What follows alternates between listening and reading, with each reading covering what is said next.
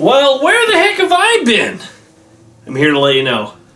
Trust me, you're gonna want to listen to this.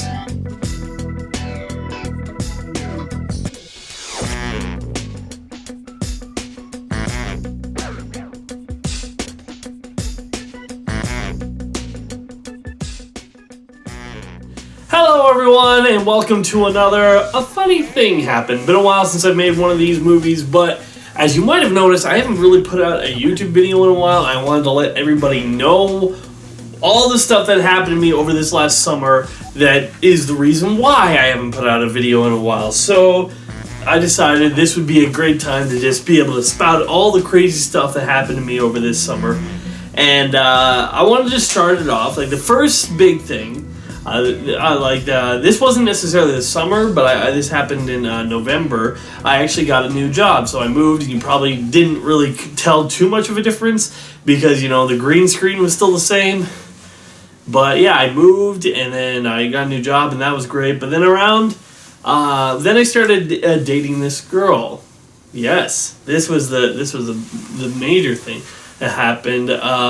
You might have actually noticed that I actually told you guys this on my YouTube videos. You might have missed it, though, if you didn't listen carefully. I mean, me! I'm acting right now! I'm not actually pissed off! I just got back from work, I had a nice day, I got a good job, I just got a girlfriend, whatever! Yeah, but before we were dating, we were talking on Christian Mingle, and we were just, you know, going back and forth. So, like, you like board games? I like board games, and then blah, blah, blah, blah, blah, move on from there.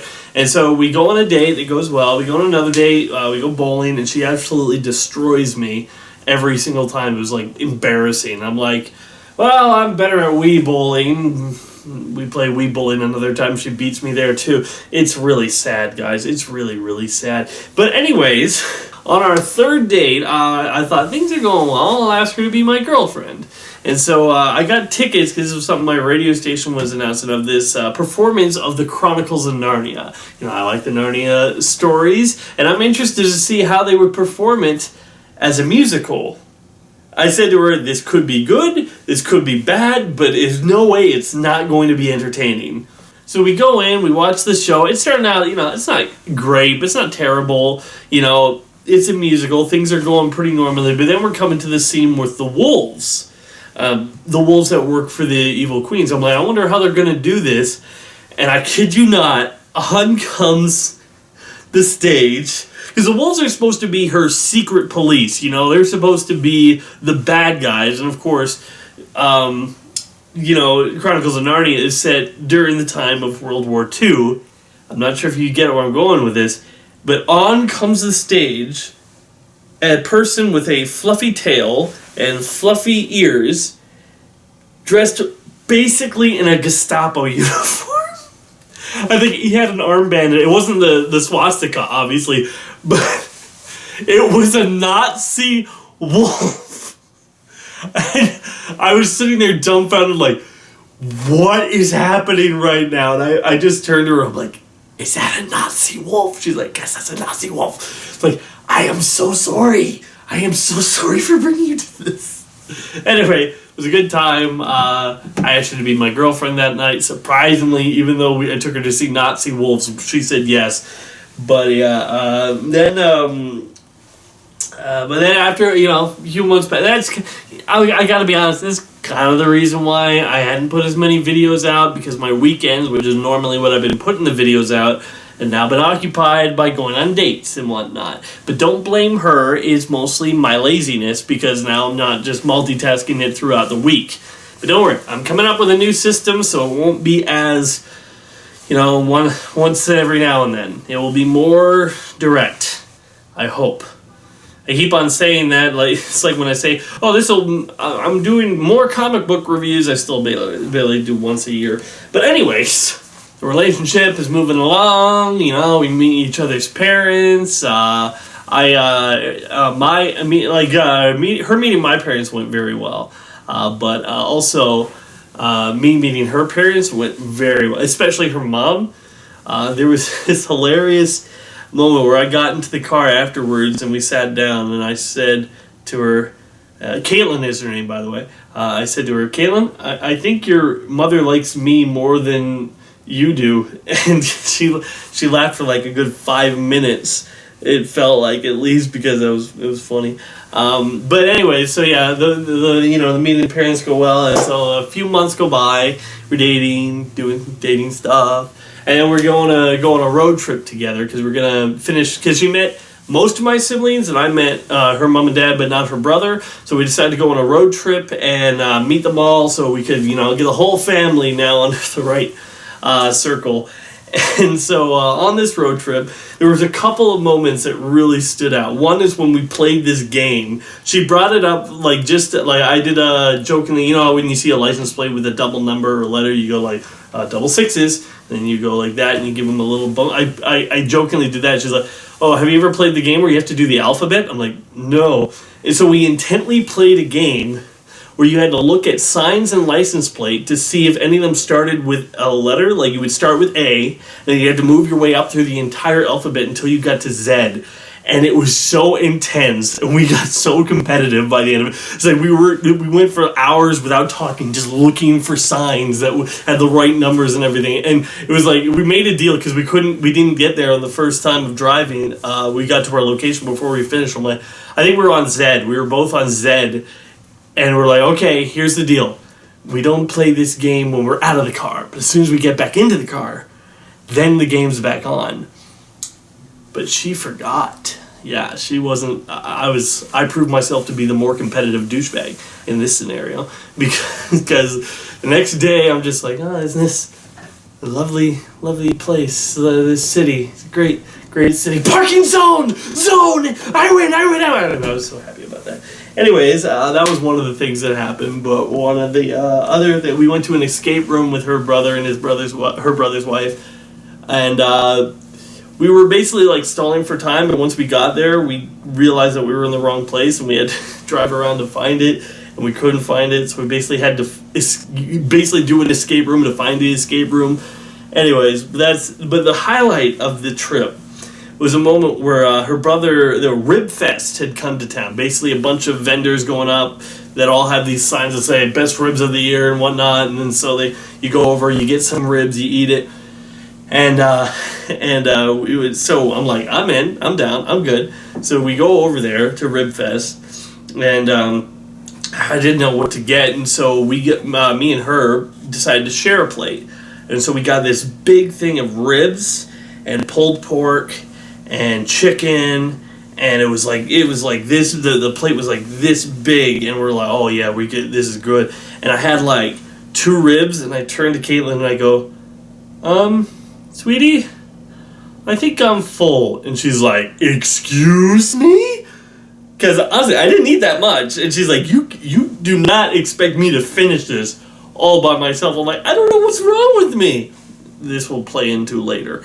But I'm like, I don't know what's wrong with me. I can't eat anything. It's like, just eat it. Fortunately, I got like a second wind or a second gut. I don't know what you want to call it. But I ended up helping her finish the whole thing. So, and I wasn't like, oh, it's just, I was able to finish it.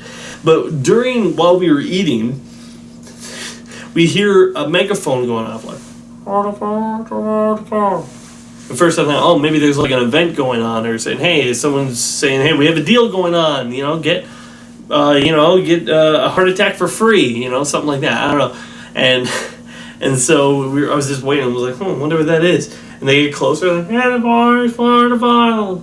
Like, oh, I wonder what that's all about. And then I can hear them clearly enough, and they say, it's not food, it's violence. It was a protest at Rib Fest. And I'm like, boy, did you pick the wrong crowd.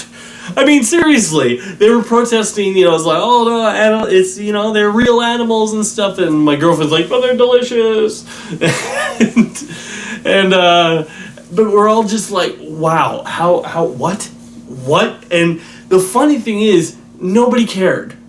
Like, nobody cared that they were there. Everyone found it more amusing than anything. It was like, well, that's a waste of time. Because honestly, nobody's at Rib Fest not knowing what they're getting into, You're not going, wait a minute, what? This is from a pig?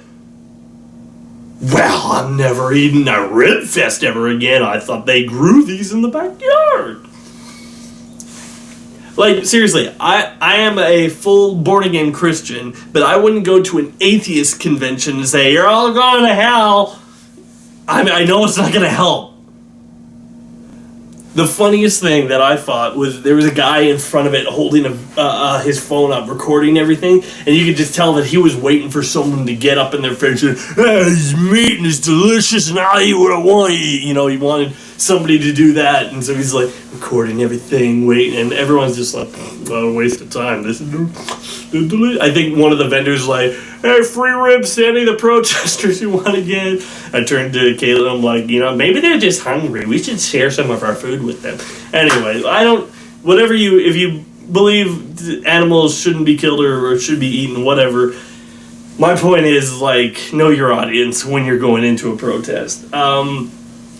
But after we got back from our trip, my throat started to get sore. And when I started to swallow stuff, it started to hurt a little bit. I didn't think it was much of anything. I didn't really feel the need to go to the hospital. And when Caitlin's over, and I'm like, yeah, my throat's a little sore. And I don't think it's that big of a deal, but I was coughing blood earlier today. She's like, okay, sweetie, go to the hospital.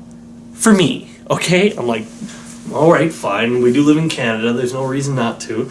So I go to the hospital, and I find out that I have mono. Now, I know what you're thinking. Mono? Isn't that the kissing disease? Hey. I didn't get it from Caitlin, because she wasn't sick, and she didn't get sick after, it wasn't because of her. So, just somewhere, either on the trip or before the trip, I got mono. And that's why mono takes away your appetite. So that's why I wasn't hungry for the ribs thing. I wasn't sick yet, but apparently you're the most contagious when you don't feel sick. But anyway, yeah, I had a week, and as I said before, I'm not sure if you know that, I'm in radio.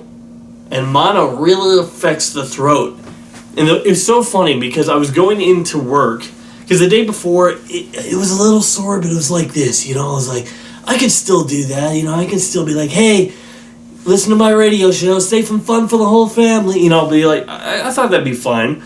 But when I went in that day and I talked to my boss, I was like, oh, boss, I have mono. It was terrible. I thought, I just need to, cough my throat a little bit and I'll be fine. I tried to do a break. It was terrible. Absolutely terrible. I was like, I'm going home. Yeah, I had mono for a week. At least I had it longer, but it's like I had the symptoms for like a week, and it was so bad. Even Caitlin was like, "You sound like Donald Duck," and I'm like, yeah. Fortunately, it's all good now. I'm here, and I can never get mono again because apparently that's how that works.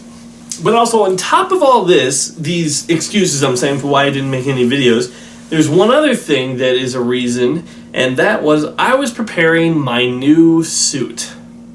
That's right. Been wearing these duds for a little while now. I thought it was time to upgrade. So let's give you a peek, shall we? Say hello to the new Lazerdude. Still same gun, still same mask, still same hat. Everything else is new. New undershirt. You cannot get these shirts online because I made them custom. But you could subscribe. Yeah, no one's ever going to see that ever again because I'm always going to have this jacket. And the gloves, I've always been like on and off whether I'm going to have gloves. Sometimes I do, sometimes I don't. But I like these gloves because they look like I could actually punch something. Oh, and I got something else.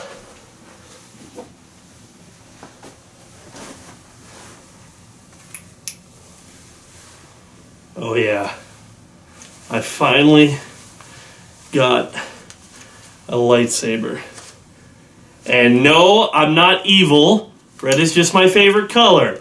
It's not my fault that the bad guys choose to have red as their bad lightsaber color.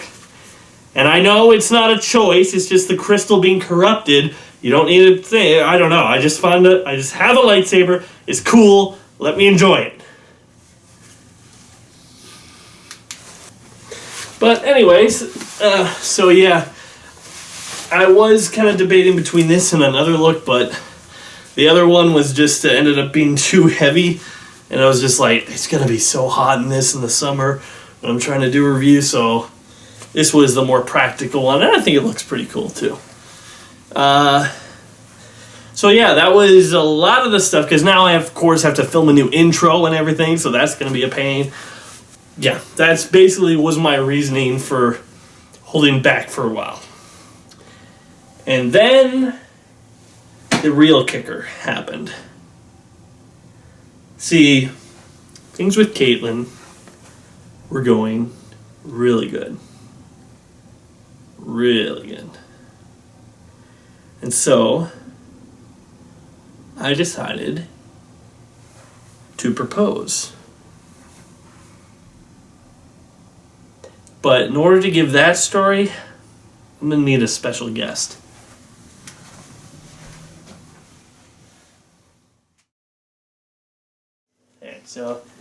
And this is Caitlin.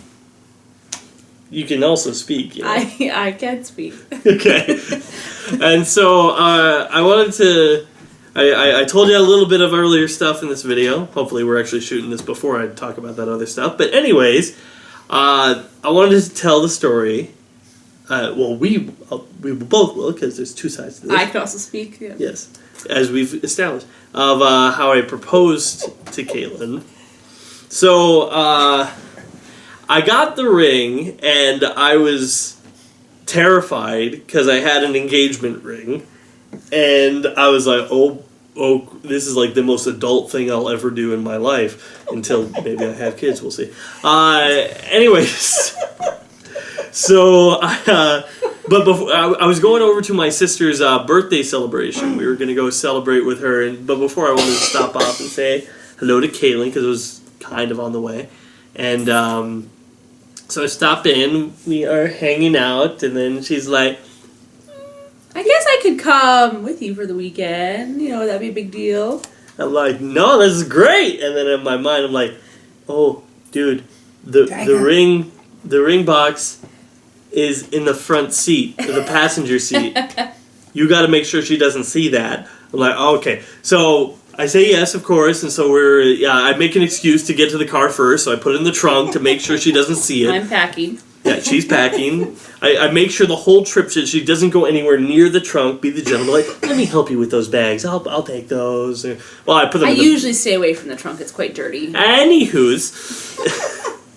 Anyway, so the weekend goes by, and I'm feeling a little excited of the possibility that I might be proposing to this lovely lady. And then it came to time for Sunday, and Sunday was our date night where we planned to go to this play. It was called The $1 Million Quartet, where they were doing a play with a bunch of different people who were pretending to be Elvis, Johnny Cash, Jerry Lee Lewis, and a bunch of other musicians there. Carl Perkins, there's 4. Well, I didn't remember the last name. I'm so sorry. Sorry, am I interrupting your story? No, I like that you do this. Anyways, so but before that, we go over and we're getting ready because we're dressing fancy because this is our 6-month as boyfriend and girlfriend anniversary dating thing, and so thang. Anyway, so I get my stuff ready because I'm a guy and it takes me like a few seconds. But before that, actually, she goes inside. I'm like, okay, it's time to nut up or shut up. Are you going to do it? So I open the trunk and I grab the box and I put it back. And I grab the box and I put it back. And then I close the trunk. And then I go inside, and as I say, I put my stuff on quick because I'm a guy. It takes me 5 seconds. And so about 45 minutes later, give or take. It did not take that long. See the door open. I don't see her yet because she gives a dramatic pause. I kicked it. She kicked it open. And then she turns over in this beautiful black dress with nice flowery patterns on the dress part. Or the whatever. Skirt part. Thank you, Aunt Linda. Anyways, I saw her in that, and I'm like, I have to have her. Ooh. And so I go back into the car, and I grab the box, and I put it in my coat pocket. And so I'm like, all right, that's it. I'm doing it tonight. This is the night where I'm going to propose. And so we drive to the place, and it's a buffet of food nonstop. I ate way too much shrimp. It was a lot of good food. The night's going by really nice. We're having a good time. The play hasn't started yet. And Mom's house? No, that's her mom's place. anyways, Somewhere in Saskatchewan. anyways, so I put the ring box is in my coat pocket, and I'm preparing myself. Of course, not during the play because she wouldn't like that. But I'm preparing myself, and I'm getting ready, and then she says, "Oh hey, it's getting a little chilly in here. Can I have your jacket?" And he's always saying how he wants to give me his coat. He's like, I want to be like, but I'm always prepared and have my own coat. Yeah.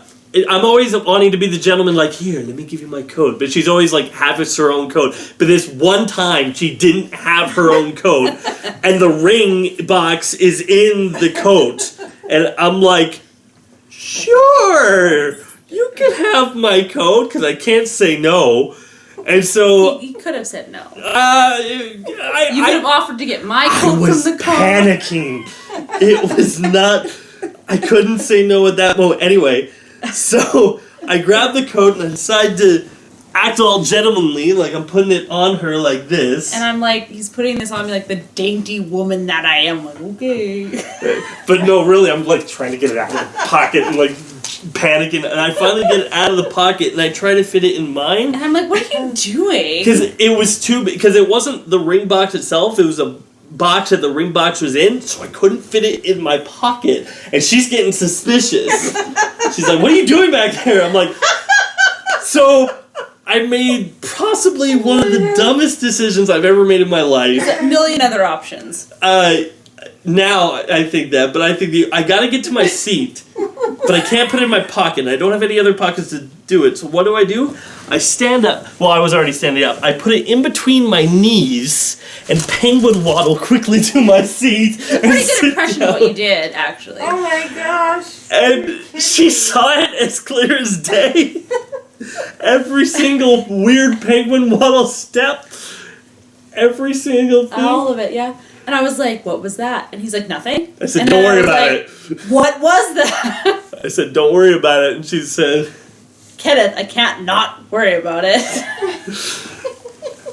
But, yeah, and at that point, I'm thinking, well, there's no turning back now. She's seen it. I can't ignore it. And so, not that I was planning on turning back or anything, but then I'm like, okay, well, I gotta tell somebody that I'm doing this if I'm doing it tonight. And so, I'm like, okay, I'm gonna phone my mom. And so I excuse myself to the bathroom. She's like, you better hurry up, the show's gonna start. I'm like, oh, it's okay. And so I go to the bathroom, and I dial up my mom, and she's like, oh, hi, son, how's it going? I'm like, hey, Mom, I don't have a lot of time. The play's going to start soon. I just wanted to let you know that I'm going to propose to Caitlin tonight. Bye. Oh my I think gosh. she got in a what? The last word I heard before I hit the button was, what? So then I hang up. We watched the play. It was really nice. It was a nice I didn't ask once after about the box.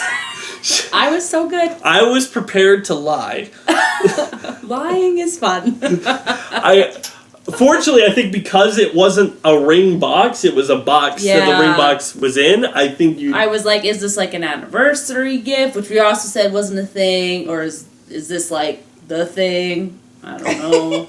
So we finally get back to her place, and she's walking to the door. And I'm like, as soon as that automatic light goes on, so because I didn't want to do it before, because she'd be like, what? What are you doing? I can't see you. But as soon as that automatic light turns on, I go, Caitlin. She turns around. I'm on one knee. I'm bawling already. Aww. In shock. Like she literally lost her footing. I like fell backwards into my house. Like with her eyes got as wide as mine normally are. And I said a lot of nice romantic crap. He said my name. I remember that, and then he said a lot of other beautiful things. I have no idea what they are. Honestly, I barely remember it. And then I do remember that you said, "Will you marry me?" And I mean, you want like me.